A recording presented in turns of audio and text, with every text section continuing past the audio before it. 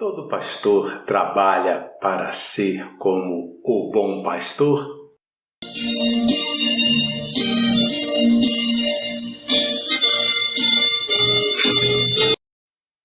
Lição 9. O Ministério de Pastor. O texto áureo assim está escrito: Eu sou o bom pastor. O bom pastor dá a sua vida pelas ovelhas. Evangelho de João, capítulo 10, versículo 11.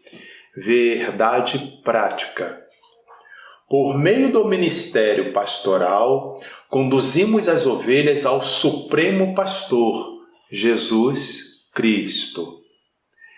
Eu sou o pastor Israel Silva, sou pastor, sou economista e, sobretudo, sou servo do Deus Altíssimo. Para você que costuma gostar do trabalho, eu te ajudo a lembrar aí que você pode deixar o seu like aí, já que você costuma gostar e costuma fazer isso. E para você também que ainda não fez, faça pela primeira vez, não custa nada não, e vai ajudar na nossa divulgação. Também para você que deseja se inscrever no canal ou se deseja manter inscrito, lembramos sempre que se tiver aparecendo para você inscrever-se, ele vai estar escrito em vermelho. Para estar inscrito, vai estar inscrito e vai estar na cor cinza.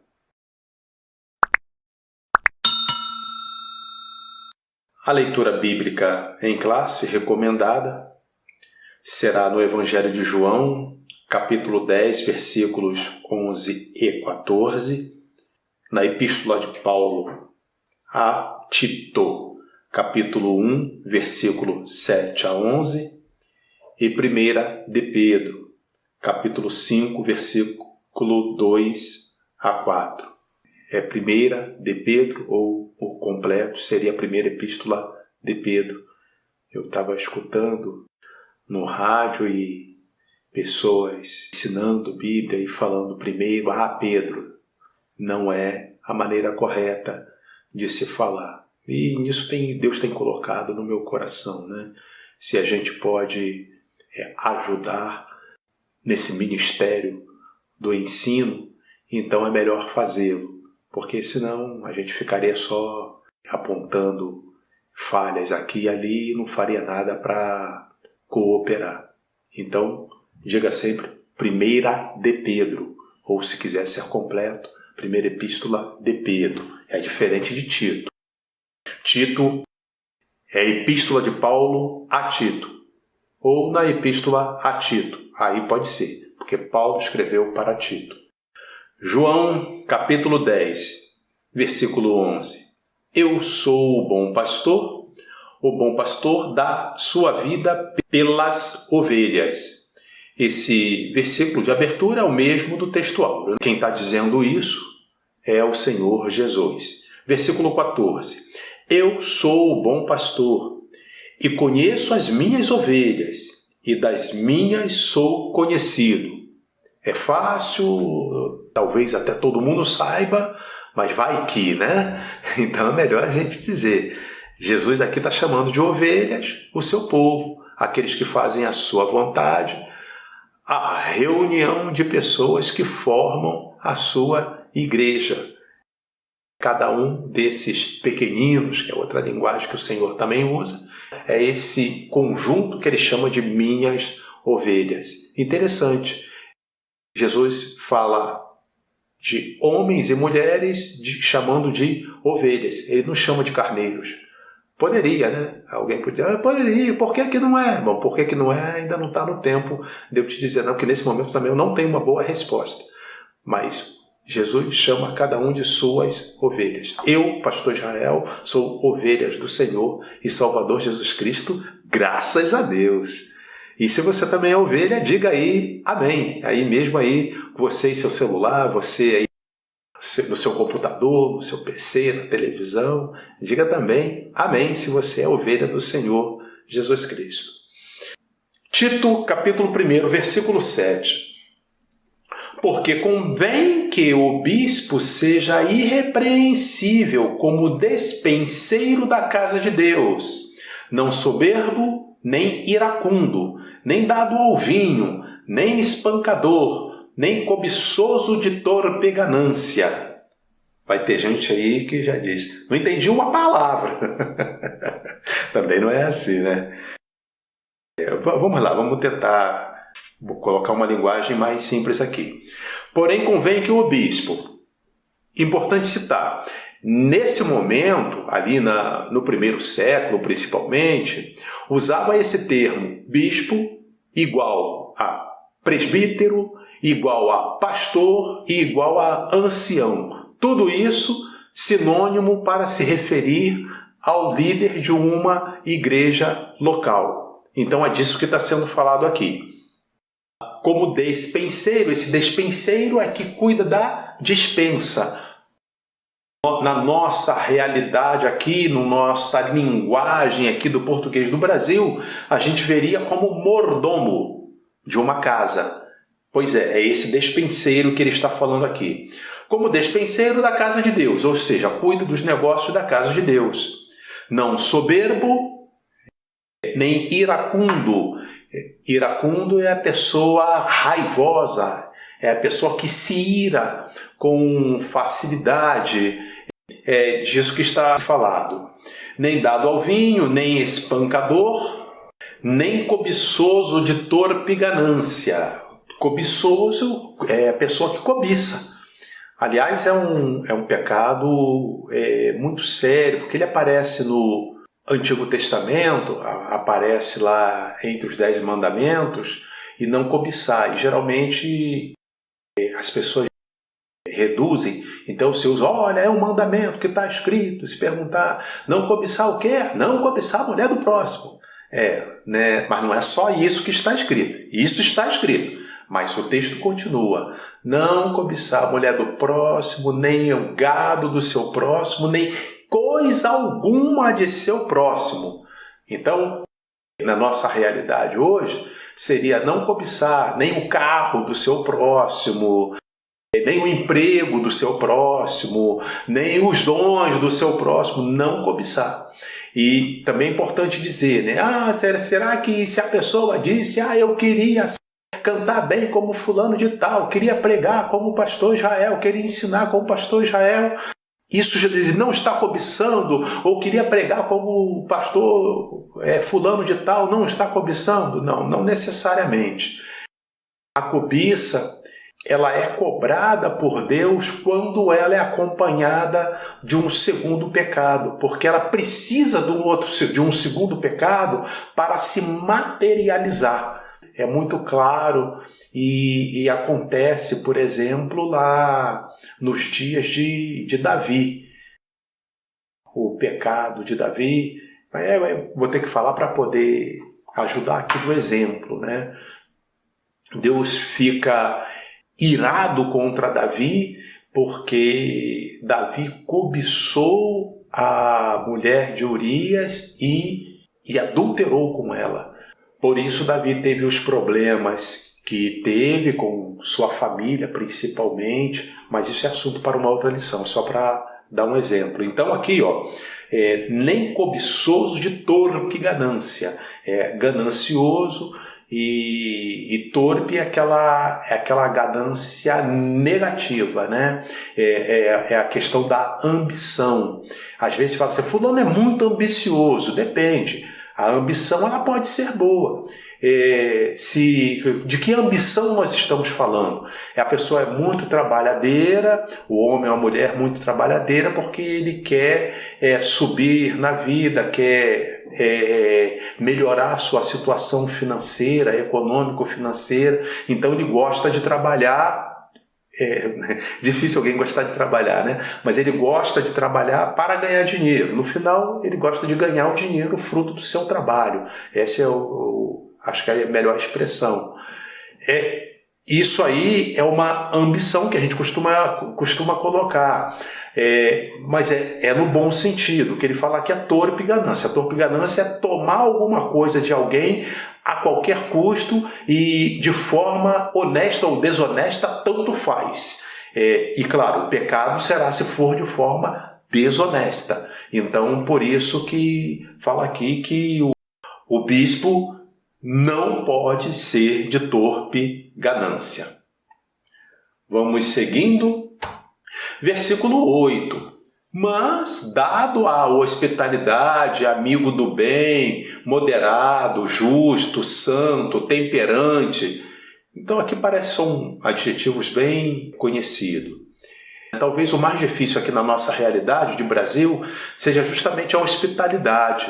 Nós temos uma realidade hoje muito difícil, os casos de violência são muito, mas a hospitalidade é um mandamento bíblico, não podemos negar isso, né? O escritor aos Hebreus, ele chega a lembrar, olha, devemos lembrar que pela hospitalidade alguns hospedaram anjos, e aí ele está se referindo a Ló, nos dias lá, Ló era sobrinho de Abraão, e Ló foi salvo da fúria de Deus sobre a cidade de Sodoma.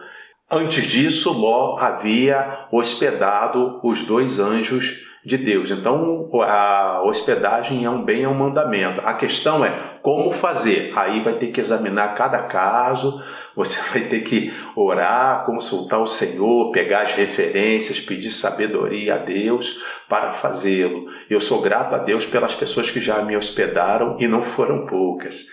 Claro que em todos os casos, eu fui sempre apresentado por alguém ou já era conhecido até da pessoa. Então a gente tem que ter muito cuidado com isso, mas é um mandamento.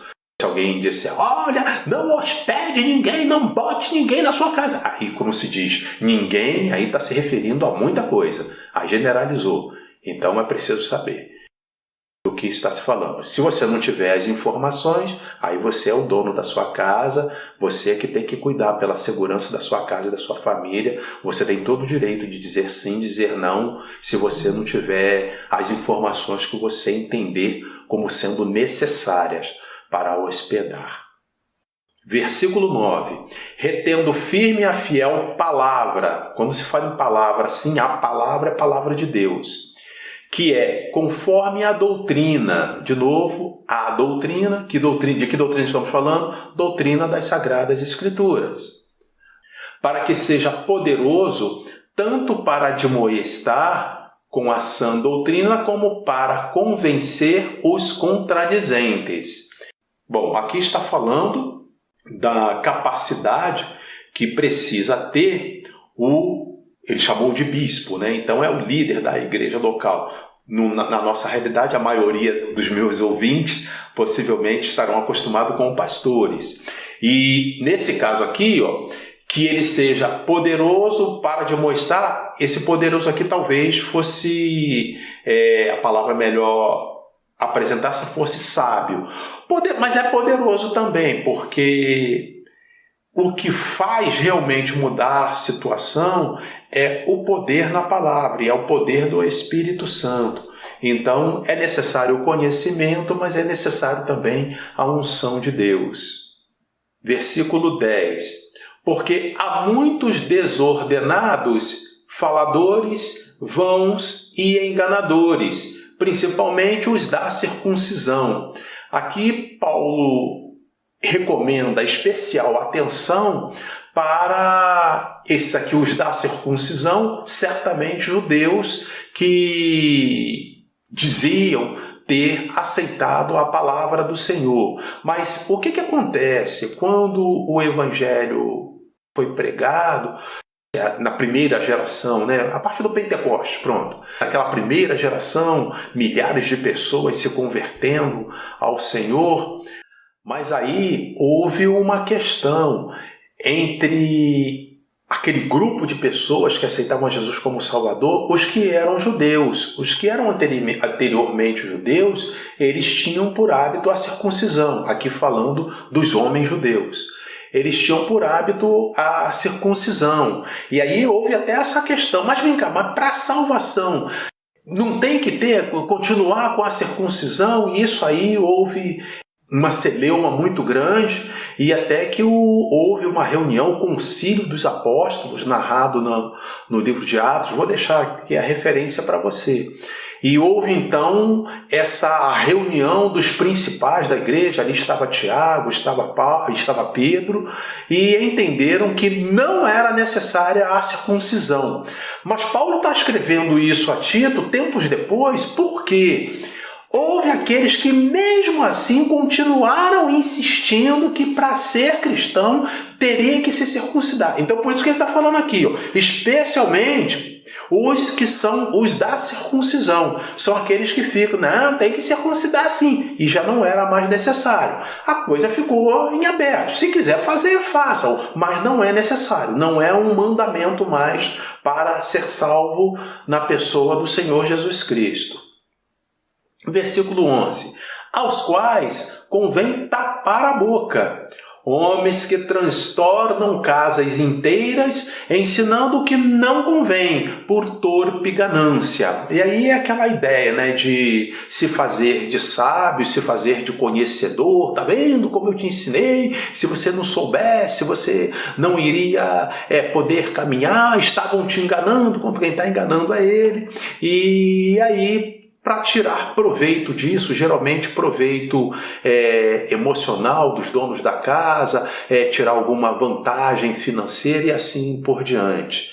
E tem muita gente, quando se fala de pregar o evangelho, tem um bocado de gente que diz, olha, você vai se envolver com esse negócio de igreja, vai dar dinheiro para o pastor. Pois é, aí eu estou aqui pregando a palavra, ensinando a palavra, eu paguei faculdade teológica, eu paguei para comprar os meus livros e estou entregando a palavra de Deus de graça. E ainda assim tem gente que não quer assistir, nem de graça. Eita Deus, só Jesus na causa. Irmãos, ora aí, para Jesus fazer a obra aí, para ver se abre o coração desse povo aí. Louvado seja Deus. Primeira de Pedro, capítulo 5. Aí nós vamos ler aqui 3 versículos, de 2 a 4. Então, versículo 2. Apacentai o rebanho de Deus, que está entre vós, tendo cuidado dele, não por força, mas voluntariamente, nem por torpe ganância, mas de ânimo pronto. Volta a aparecer essa expressão, né? Que não seja de torpe ganância, que a gente já explicou. Aí ele diz, e como é que tem que ser? Mas de ânimo pronto, ou seja, de boa vontade. Versículo 3. Nem como tendo domínio sobre a herança de Deus, mas servindo de exemplo ao rebanho. O que ele quer dizer com herança de Deus? Herança de Deus é a igreja do Senhor e Salvador Jesus Cristo. E cada pessoa que se converte ao Senhor passa a ser integrante desse conjunto que é chamado de herança de Deus, que é a igreja do Senhor. Lembrando sempre, igrejas são as pessoas. Geralmente, no caso das igrejas locais, se reúnem no templo. Na realidade do Brasil, geralmente esse templo é de alvenaria, mas a igreja são as pessoas. Versículo 4. E quando aparecer o sumo pastor, alcançareis a incorruptível coroa de glória. Então Pedro está dizendo aqui que o bispo, o pastor, que esse líder da igreja do Senhor, que agir de forma correta, segundo os ensinamentos que foram passados aqui nesse texto, quando aparecer o sumo pastor, quem é o sumo pastor? Jesus. Quando Jesus vier na sua glória com poder e grande glória, então ele que é chamado aqui por Pedro de o sumo pastor. São vários os nomes do Senhor na Bíblia. Só no Novo Testamento a gente tem muitos nomes. Poderia ter uma lição até só para isso.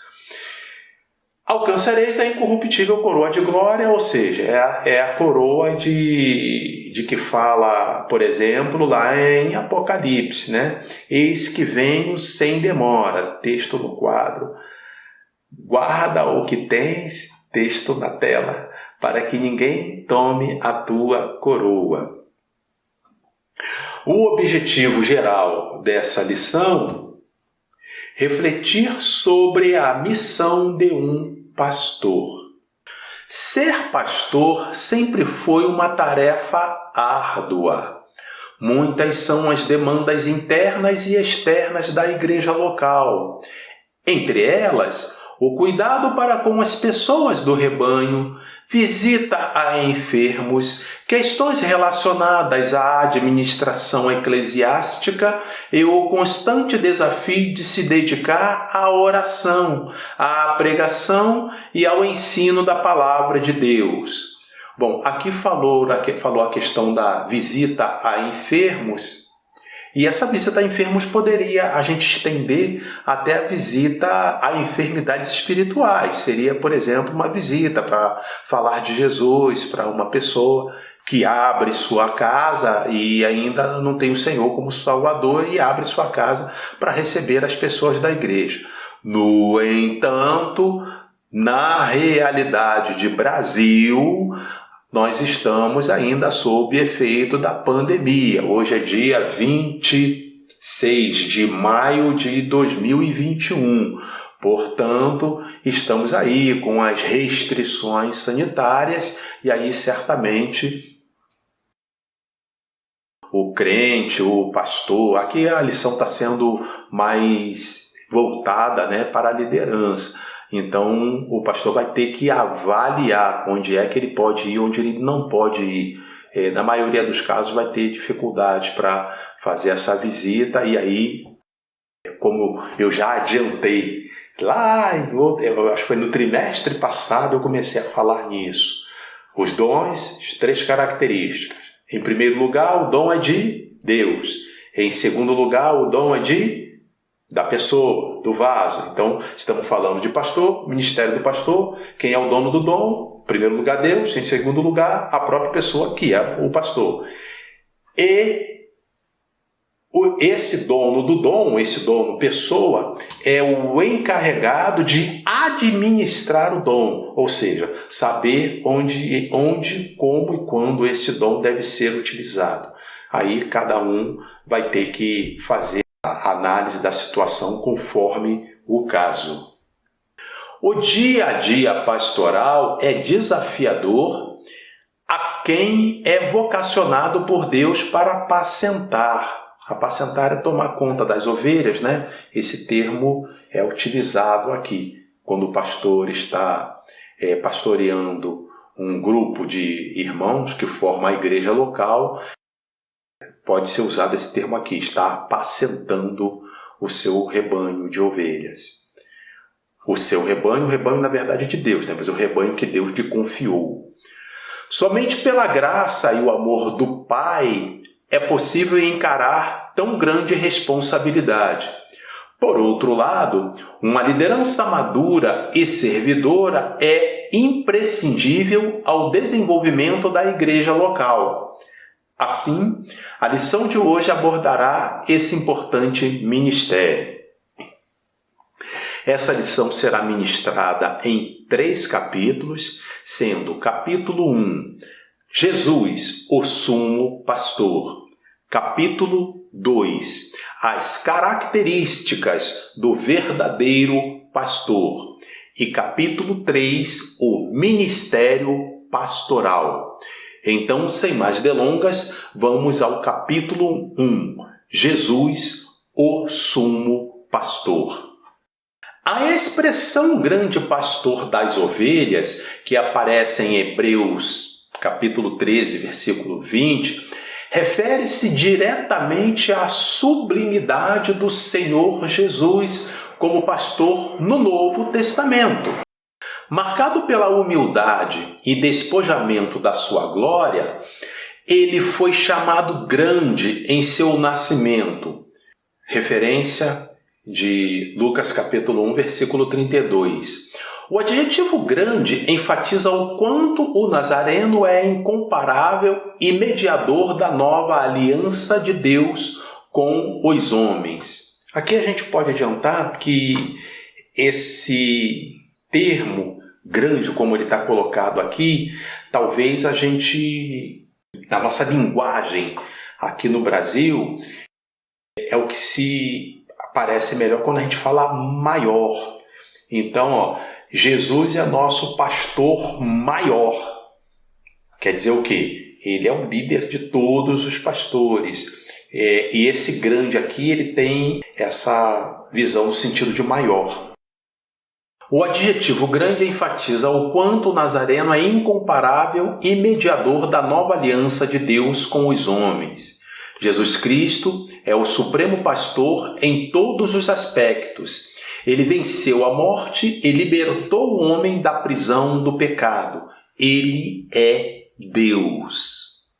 Em João capítulo 10, versículo 14, o adjetivo bom identifica Jesus como pastor que, por amor, protege e cuida das ovelhas que lhe pertencem.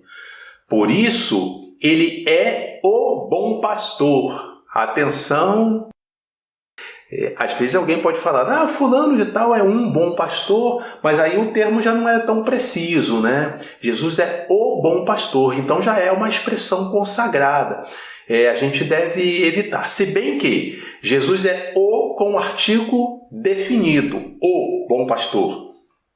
E se a gente disser que uma pessoa é um bom pastor, ainda pode escapar por aí, mas eu prefiro usar uma outra expressão. Eu estava falando esses dias com um irmão. As religiões têm suas linguagens, e assim como as profissões. Então, por exemplo, no caso das profissões, tem um linguajado do advogado, um linguajado do médico, que às vezes a gente tem necessidade de aprender algum termo para entender o que ele quer falando, mas hoje em dia até que a maioria dos médicos procura falar de maneira simples para a gente entender. Mas tem linguagens técnicas. Economista tem aí o economês, que aí eu tenho aí o meu telhado de vidro nesse caso, e as religiões também. Então, por exemplo, a pessoa que é de outra religião, por exemplo, o espiritista, o espírita, ele tem uma maneira de se referir quando vai falar que uma pessoa morreu, faleceu, bem diferente de nós aqui na igreja. Nós na igreja, no meio evangélico, nós dizemos, se um crente morreu, nós dizemos fulano de tal passou para o Senhor. E aí algumas expressões parecidas, passou a estar com o Senhor, foi recolhido pelo Senhor e assim por diante. Então nós temos um vocabulário próprio. Então quando falar bom pastor, esse termo está consagrado. O bom pastor é Jesus. Não devemos nos referir a uma pessoa, ainda que seja um pastor muito, muito bom, com muitas qualidades, não devemos misturar os conceitos. O bom pastor é o Senhor Jesus. Tal expressão designa ainda a intimidade entre o sumo pastor e as suas ovelhas. Estas não ouvem a voz de outro pastor. O bondoso Salvador conhece a sua igreja por inteiro e se relaciona com cada membro. Aqui é importante dizer, as ovelhas não ouvem outro pastor, não ouve no sentido de obedecer, de seguir. Quem é ovelha do Senhor, ele está sempre atento e procurando ficar mais atento e procurando ter cada dia mais sintonia com o Espírito Santo e com o ensino da palavra de Deus, para saber quando alguém está falando, quando alguém está querendo ensinar alguma coisa, para saber se aquilo vem de Deus ou não. Também vale lembrar que o bondoso Salvador conhece a sua igreja por inteiro e se relaciona com cada membro, ou seja, o relacionamento de Deus com o seu povo, do Senhor Jesus com o seu povo, por meio do Espírito Santo, é no total e no particular. Jesus trata com sua igreja como um todo, Jesus trata com a igreja local e Jesus também trata com cada pessoa, com cada servo seu. Diga glória a Jesus. Uma das principais fontes da economia israelita era o trabalho pastoril. Os pastores cuidavam das ovelhas para delas obterem o lucro diário. Este é o contexto de que se valeu o Senhor Jesus para referir-se ao ensinamento contido na expressão, abre aspas, o bom pastor dá sua vida pelas ovelhas, fecha aspas. Foi texto lido, né? No início como leitura recomendada. Aqui, diferente dos pastores que garantiam o seu sustento no campo por meio do uso das ovelhas, o Mestre Jesus mostra a disposição em dar a própria vida pelo seu rebanho. E foi o que Jesus fez. Se entregou na cruz para que o seu rebanho, nós, componentes de sua igreja, tivéssemos vida eterna. Ele deu a sua vida para que nós tivéssemos vida eterna. Glória a Jesus. A Ele a honra, a glória e o louvor. Os verdadeiros pastores da igreja devem imitar o Senhor Jesus. Devem imitar o sumo pastor. E aí Paulo escreve, né? Texto aqui na tela. Sede meus imitadores, como eu o sou de Cristo. Nele, ou seja, em Cristo, não há jamais exploração alguma do rebanho, e isso deve servir de exemplo a todos aqueles que desejam ministrar à Igreja do Senhor, tal como ensina a palavra em 1 de Pedro, capítulo 5, versículos 2 a 4, que lemos na leitura inicial.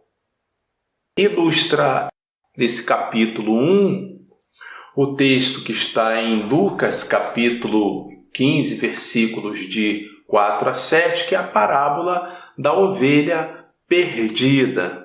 Esse capítulo 15 de Lucas, um saudoso pastor costumava dizer que é o capítulo dos perdidos e achados, porque ali fala da ovelha perdida, fala da dracma perdida e fala do filho pródigo, o filho que também havia se perdido na lição, se perdido na parábola, se perdido socialmente, mas aquilo ali para ilustrar o perdido espiritualmente. E todos esses três que são apresentados ali foram encontrados. Por isso que o pastor costumava dizer, capítulo 15 de Lucas, sessão de perdidos e achados. Mas na parábola da ovelha perdida, bem conhecida, mas é bom a gente meditar um pouquinho, né?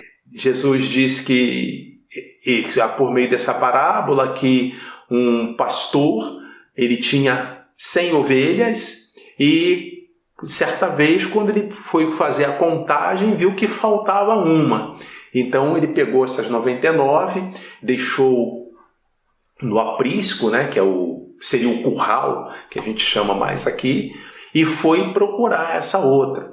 E ele encontrou essa outra ovelha, ela estava perdida, tinha se perdido do rebanho, estava ferida, e ele foi, então, tratou daquela ovelha e a trouxe e ficou muito feliz e se alegrou porque tinha encontrado essa ovelha. Aí Jesus arremata, a maior festa no céu, acontece maior festa no céu por um pecador que se arrepende do que por 99 justos ou justificados que não necessitam mais de salvação.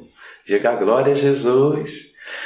A síntese do tópico 1, Jesus, o pastor supremo, conhece as suas ovelhas e deu a sua vida por elas. Capítulo 2. As características do verdadeiro pastor. Entre outras coisas, o exercício pastoral envolve aptidão para ensinar, aconselhar e comunicar-se de forma clara com a igreja local. Porém, essas características não são validadas se o caráter do pastor não for íntegro. Uma das piores queixas que se pode ouvir acerca de um ministro é que sua palavra pastoral não se coaduna com a sua vida. Como pode o líder falar sobre honestidade e ser desonesto? De simplicidade mostrar-se esbanjador. De humildade e comportar-se soberbo.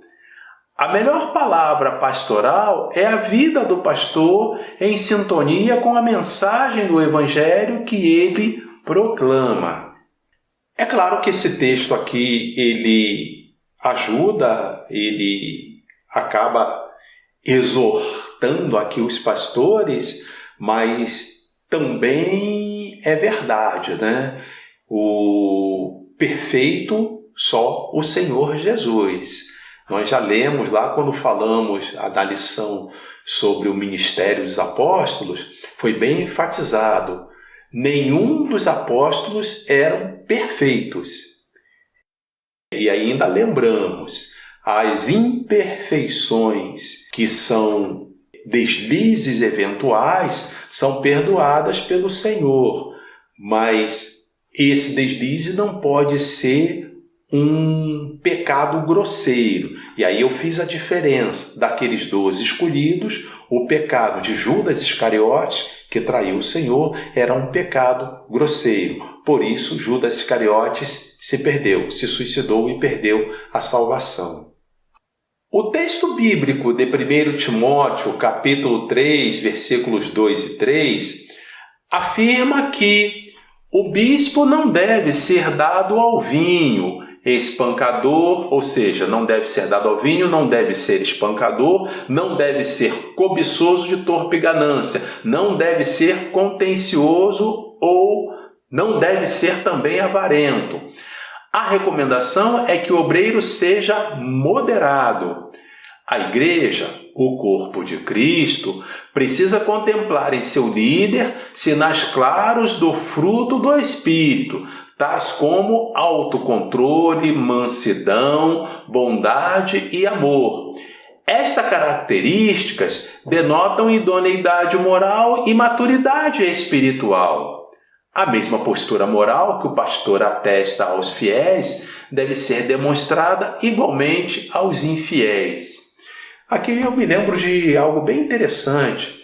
Nas 7 cartas do Apocalipse, fica claro que cada cidade daquela, por exemplo, a cidade de Éfeso, havia uma igreja e o líder daquela igreja, ele recebe uma carta e o endereçamento é sempre assim, ao anjo da igreja que está em, como a gente está falando de Éfeso, então, por exemplo, ao anjo da igreja que está em Éfeso. Então, era ali, no caso, o pastor, bispo, líder da igreja de Éfeso. Hoje em dia, aqui a gente pergunta, mas qual delas? Porque, na realidade do Brasil, é claro, né? Cada cidade tem uns 100 números de igrejas. Então, ali é porque só havia aquela. E o que a gente observa que o comportamento de cada líder era enormemente afetado para o positivo e para o negativo, conforme era a característica da membresia da igreja. Ou seja, aquela maioria de crentes, com o seu comportamento, elas acabavam afetando também o comportamento de seu pastor. É claro que alguém vai dizer, não, mas o pastor não pode acompanhar os erros de algum membro. Estou de pleno acordo, mas eu estou dizendo com isso que quanto melhor for a membresia, isso vai funcionar como um fator para melhor ser o pastor daquela igreja. No inverso disso aqui, tem um jargão que se usa no meio político que diz que todo povo tem o governo que merece. Na igreja, às vezes, isso pode se aplicar. Então, quanto melhor for a membresia, mais ela vai contribuir para que o seu pastor seja melhor. Isso será suficiente? Não, eu disse que é um dos fatores, porque, na verdade, o que vai fazer a diferença é o cada um de cada um. A palavra diz que cada um dará conta de si naquele dia.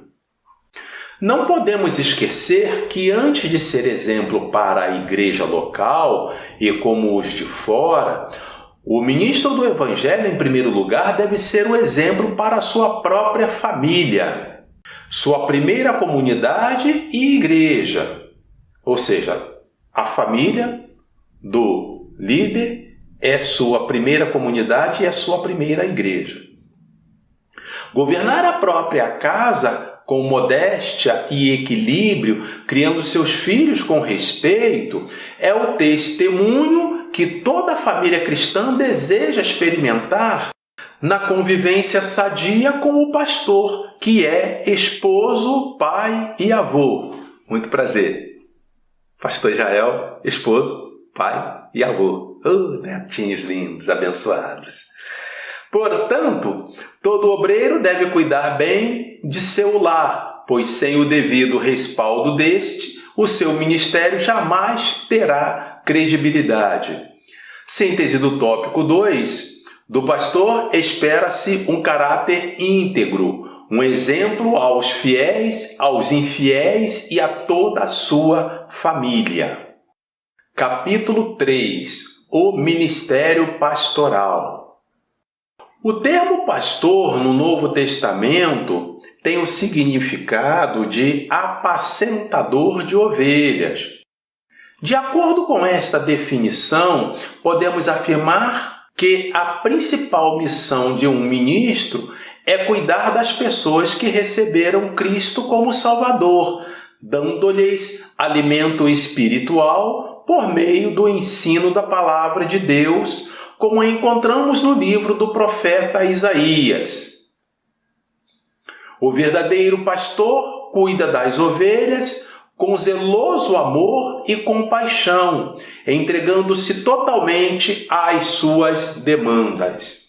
Essa referência de Isaías, a que se referiu o autor da revista, é o capítulo 40, versículo 11, que está escrito como a gente mostra aqui na tela.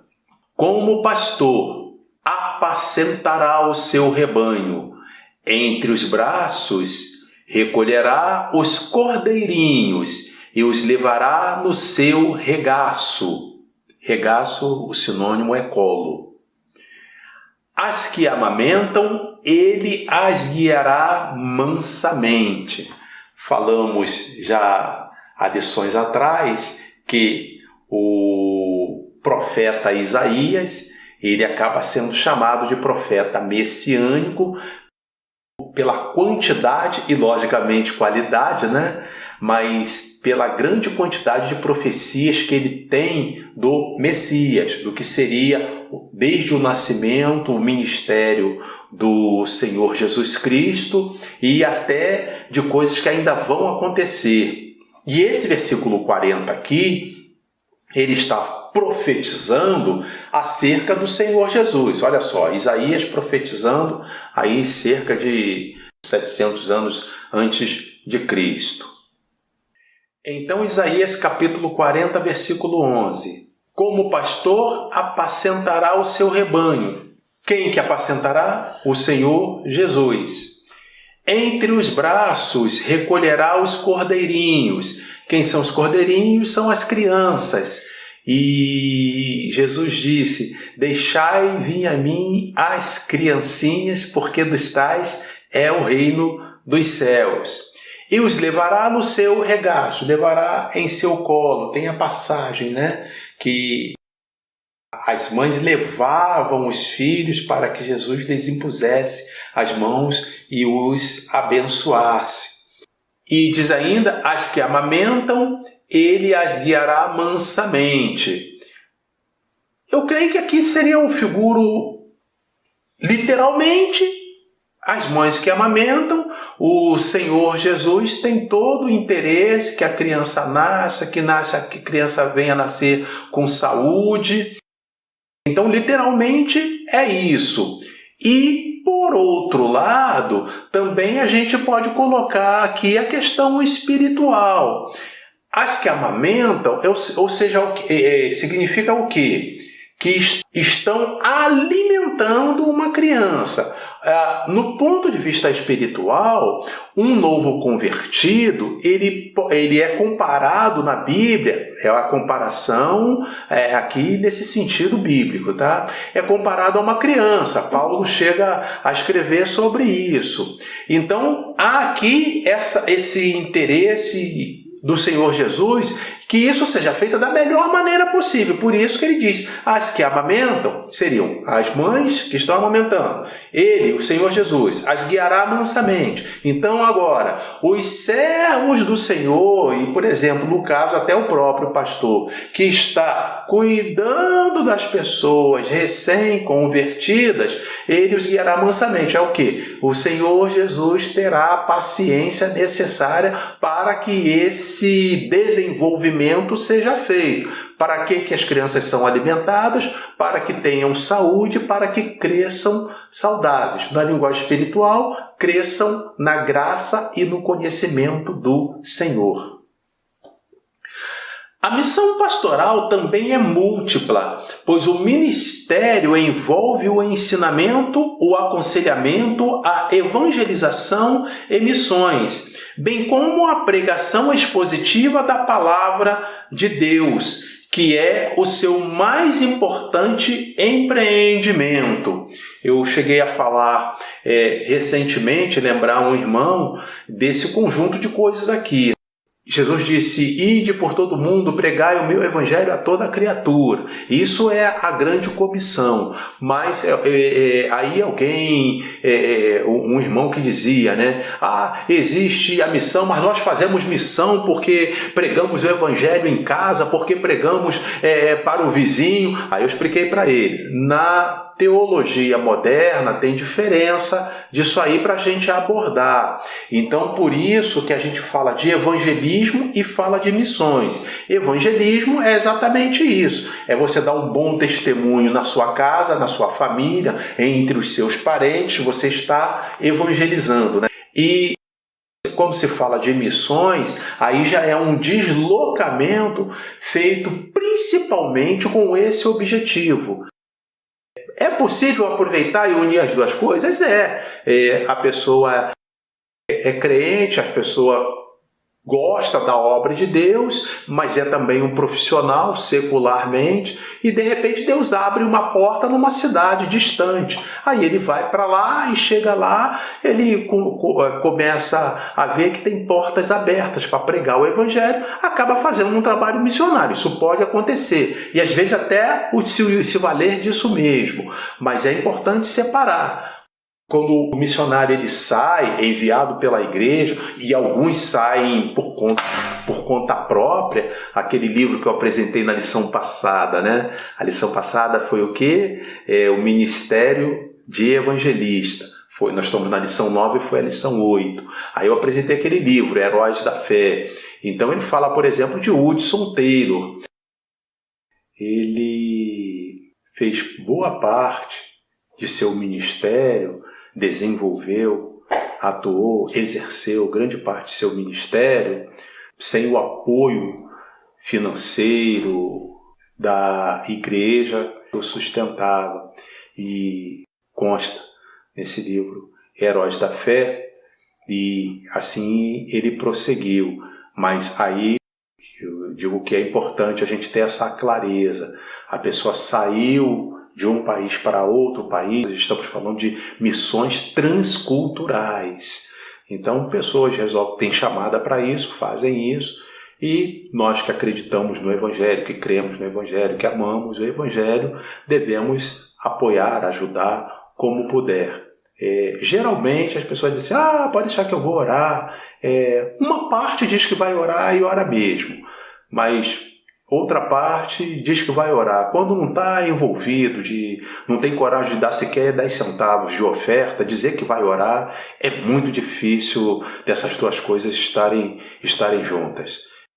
Costumo dizer que tem algumas coisas assim que Deus às vezes demora a converter em alguns irmãos, né? Principalmente essa questão do bolso. Mas a gente é abençoado quando a gente abençoa os servos de Deus. Eu dou graças a Deus por eu poder falar isso abertamente. Não peço nenhuma ajuda aqui, não tenho nenhuma monetização. Deus já provê para mim com muita fartura, muito mais do que eu mereço. Mas então tem que fazer essa separação, tá? Na sua casa, no seu local de trabalho, se você estiver falando de Jesus para alguém, trata-se de evangelismo. Só há que se falar em missões quando for um deslocamento. Geralmente você, com algum vínculo de parentesco, enfim, numa cidade, você foi para outra com o objetivo principal de pregar o evangelho. Então se trata de missões. E quando for para outro país, principalmente que vai envolver até um idioma diferente, vai ter que se aprender aí uma segunda língua ou terceira, que geralmente o missionário que vai para um país distante, ele procura no mínimo o inglês, né, para ter como se comunicar. Mas aí vai ser necessário também aprender a língua local, enfim, aí nós estamos falando de missões transculturais. Não podemos misturar isso. Isso é um conceito da igreja evangélica e a gente precisa, assim como o advogado fala na linguagem dele, o economista fala o economês, o médico usa os termos médicos, no meio evangélico também tem nossas expressões que são diferentes de outras religiões, por exemplo. Para além dessas responsabilidades, o pastor age como o bom conciliador e administrador eclesiástico dos bens e recursos humanos disponíveis para toda a boa obra da igreja local. Está sob seus cuidados a gestão eficiente e honesta dos bens materiais, patrimoniais, das finanças da igreja local. Então, esse é o ideal de um pastor segundo as Escrituras. Quando Deus levantou Ezequiel, ou seja, o profeta Ezequiel, como profeta de Israel, ele ordenou-lhe que repreendesse os pastores infiéis da nação. O Altíssimo considerava como falsos pastores os que apacentavam a si mesmo e não as ovelhas, exploravam o rebanho e não o poupavam, não demonstravam amor pelas ovelhas, fazendo com que elas se dispersassem. O próprio Deus é contra os falsos pastores. Ele inspirou o apóstolo Paulo a escrever para Tito, quando da sua instrução pastoral ao jovem obreiro, que este, Tito, retivesse, abre aspas, firme a fiel palavra que é conforme a doutrina, para que seja poderoso tanto para admoestar com a sã doutrina, como para convencer os contradizentes. Porque há muitos desordenados, faladores vãos e enganadores, aos quais convém tapar a boca. Esse é o texto da Epístola de Paulo a Tito, nos versículos de 9 a 11. A síntese do tópico 3, a missão do pastor é múltipla, pois ele cuida desde os assuntos espirituais até os mais terrenos. Concluindo, o dom ministerial de pastor é concedido àqueles a quem Deus chama para servir ao seu precioso rebanho, a Igreja de Jesus. Esta acha-se espalhada nas igrejas locais, que reúnem crentes oriundos de todos os lugares do mundo. Eles estão sob os cuidados de líderes para serem alimentados com a palavra de Deus. O objetivo do ministério pastoral é fazer com que o rebanho do Senhor cresça na graça e no conhecimento do Evangelho de nosso Salvador. Portanto, o pastor precisa da graça divina para não fracassar em seu ministério. Oremos pelos pastores, compreendamos as suas lutas e os apoiemos com amor e carinho.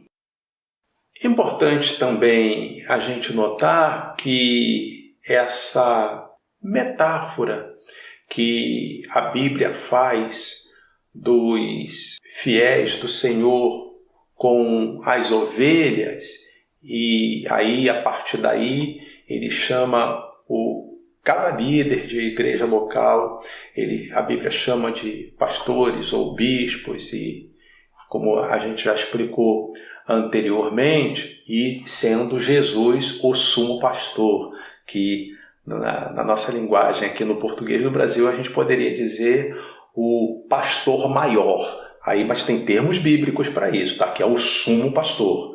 Então, se falar o sumo pastor, está bem enquadrado. Quanto mais a gente falar em função das Escrituras, melhor.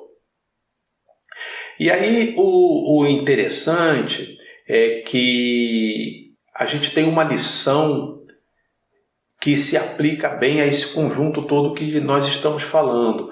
É o caso de Davi, que antes de ele enfrentar Golias, aquele homem, né, que passou a ser chamado gigante Golias. Aí, na minha infância, eu ficava imaginando um homem do tamanho de um edifício de não sei quantos andares. A Bíblia diz que a altura dele era de 3,60, 3 metros e 60 centímetros aproximadamente, já a gente traduzindo as medidas que são apresentadas em côvados. Então seria um homem de 3 metros e 60, mesmo assim é muito grande. Mas antes disso, o povo de Israel estava sendo desafiado, o exército de Israel, porque ele veio junto com o exército filisteu. Eles marcaram um lugar e diz a Bíblia que ficaram 40 dias parados, um exército de frente para o outro, a certa distância, evidentemente, mas de tal forma que era possível ouvir. Aí vinha Golias e disse assim, aquele homem de 3 metros e 60, não é necessário morrer todo mundo, não. Basta que vocês me deem um homem. Aí falava para o exército de Israel, não tem homem aí não? Me dê um homem para lutar comigo, porque se eu perder, os filisteus servirão a vocês. E se vocês perderem, vocês servirão aos filisteus. E diz a Bíblia que ele falava isso durante 40 dias, ele falou isso. E eu costumo dizer que é algo que incomoda os homens. Nós estamos hoje em 2020, 2021, aqui no ocidente do Brasil, a maioria dos homens vão ficar incomodados se alguém dizer, não tem homem aí não. Imagine dentro de um ônibus, por exemplo, se tiver um monte de homem, dizer não tem homem aí não. Agora você imagina no Oriente Médio, lá em Israel, nessa época aqui, que a gente está botando aí 2.800 anos anteriormente, quase 3.000 anos atrás, alguém chegar para um exército e dizer, não tem homem não, para você ter uma ideia, nem mulher nem ia para o exército, era só homem mesmo. Não tem homem não. E ele falando 40 dias, o pessoal olhava aquilo ali, vai mandar quem para lutar com ele? Aí vai Davi. Inicialmente, ele chega ali, olha aquilo ali, ele nem fazia parte do exército, estou encurtando bastante a história. Até que ele é levado a Saul, e alguém chega lá, Saul, rei de Israel, diz assim, o rei, esse homem aqui está dizendo que ele vai lá lutar com Golias e que ele pode vencer. Aí Saul vira para ele e diz assim, olha, ele é um homem experimentado, Golias, é um homem experimentado, um homem de guerra, acostumado a batalhas. Você nem do exército como você espera vencê-lo? Aí Davi conta para ele o que está em 1 Samuel, atenção, 1 Samuel, só isso. Não bote preposição aqui não.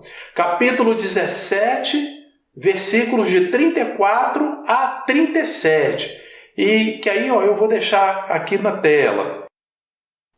Então disse Davi a Saul, teu servo apacentava as ovelhas de seu pai. O que Davi está dizendo aqui? Davi se apresenta a Saul como dizendo que ele, Davi, é servo de Saul. É disso que ele está falando. Teu servo apacentava as ovelhas de seu pai, e vinha um leão ou um urso e tomava uma ovelha do rebanho. E eu, Davi está falando, e eu saí após ele, ou seja, após o urso ou após o leão, e oferia, e a livrava da sua boca, ou seja, livrava a ovelha que o urso ou o leão havia capturado para, como se diz, matar e comer, né? Segue o texto. E levantando-se ele contra mim, ele quem? O urso ou o leão. Lançava-lhe mão da barba, e o feria e o matava. Aí continua Davi: assim feria o teu servo o leão como o urso. Assim será esse incircunciso filisteu. Quem é o incircunciso filisteu? É o Golias. Como um deles, porquanto afrontou os exércitos do Deus vivo. Disse mais Davi: o Senhor me livrou da mão do leão e do urso, ou seja, da mão do urso. Ele me livrará da mão deste filisteu. Então disse Saul a Davi, Saul era o rei naquele momento: vai-te embora e o Senhor seja contigo. E aí a história, o restante da história, eu creio que todos aqui que estão assistindo esse vídeo vão conhecer. A partir daí, Davi foi lá e lutou e venceu Golias. Por que é importante a gente trazer isso? Socialmente, o trabalho de cuidar das ovelhas é um trabalho que não tinha muita importância. Certamente era menos importante do que o trabalho de ser filiado ao exército do rei, que era um exército guerreiro. O rei, ele arregimentava os melhores guerreiros, os melhores lutadores para fazerem parte de seu exército. Aí Davi estava cuidando de ovelhas, mas ele procurava fazer isso da melhor maneira possível, a ponto de arriscar sua própria vida. Por que não? Ao ver que uma ovelha havia sido arrebatada por um leão, ele foi lá, conseguiu lutar com o leão, possivelmente usou alguma coisa como arma, possivelmente. O fato é que ele resolveu o problema, matou o leão. E essa coragem que Davi demonstrou para lutar contra o leão, lutar contra o urso, Deus operou em sua vida para colocá-lo diante do rei Saul num momento daquela batalha, e ele foi lá e o Senhor de fato deu graça, e Davi então venceu Golias e todo o povo de Israel ficou feliz, pelo menos na sequência, naquele contexto. Por que é importante a gente trazer isso? Davi cuidava das ovelhas. De quem eram ovelhas? Ovelhas de seu pai biológico. Nome do pai? Jessé. E hoje, nessa lição, a gente está falando do pastor que pastoreia as ovelhas. As ovelhas de quem? Do sumo pastor. Antes de mais nada, as ovelhas são do sumo pastor, que é o Senhor Jesus. E quando o pastor faz bem o seu trabalho, e o que é fazer bem o seu trabalho? É fazer o seu trabalho segundo as Escrituras.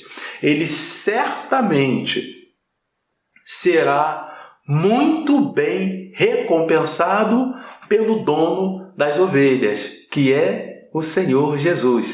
Jesus disse: o bom pastor dá a vida pelas ovelhas. Por isso ele deu a vida por nós. E as ovelhas, Jesus não abre mão disso. As ovelhas são deles. Cada um de nós que estamos nas igrejas somos, acima de tudo, somos, antes de tudo, ovelhas do Senhor e Salvador Jesus Cristo. Se gostou, dê o like. Veja se você continua ativado como inscrito. Curta, compartilhe. Isso ajuda na divulgação do vídeo e você assim estará sendo um canal, se deixando usar para abençoar outras pessoas.